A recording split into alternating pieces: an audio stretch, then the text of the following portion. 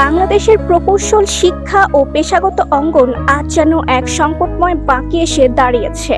4 প্রকৌশল বিশ্ববিদ্যালয়ের শিক্ষার্থীরা রাস্তায় নেমেছে শুধু নিজেদের স্বার্থে নয়, বরং একটি বৃহত্তর প্রশ্নের জবাব খুঁজতে। সেই প্রশ্ন হলো, প্রকৌশলীরা কি তাদের যোগ্যতার মর্যাদা পাচ্ছেন, নাকি প্রশাসনিক সুবিধার নামে সেই মর্যাদা ভেঙে দেওয়া হচ্ছে?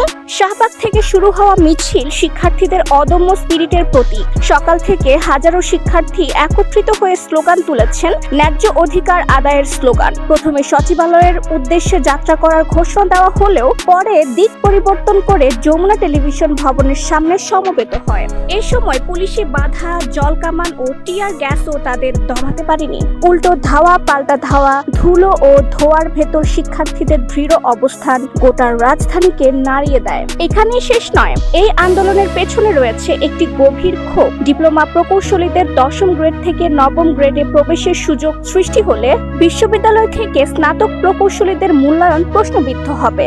শিক্ষার্থীদের দাবি, 9ম গ্রেড শুধুমাত্র প্রকৌশল বিশ্ববিদ্যালয়ের স্নাতকদের জন্য সংরক্ষিত থাকতে হবে। আর এই দাবি তারা শুধুমাত্র নিজেদের জন্য করছে না, বরং ভবিষ্যৎ প্রজন্মের জন্য।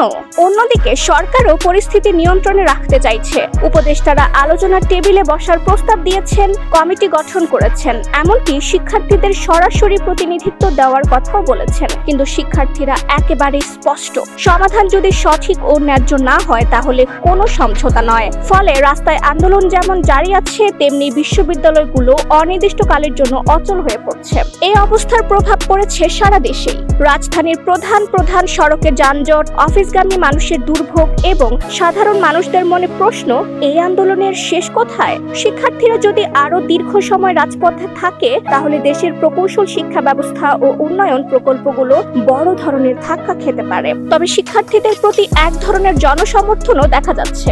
সাধারণ মানুষ মনে করছে, প্রকৌশল বিশ্ববিদ্যালয়ের শিক্ষার্থীরা আসলে একটি ন্যায্য লড়াই লড়ছে, যেখানে যোগ্যতা ও মর্যাদা রক্ষার বিষয়টি সবার জন্য গুরুত্বপূর্ণ।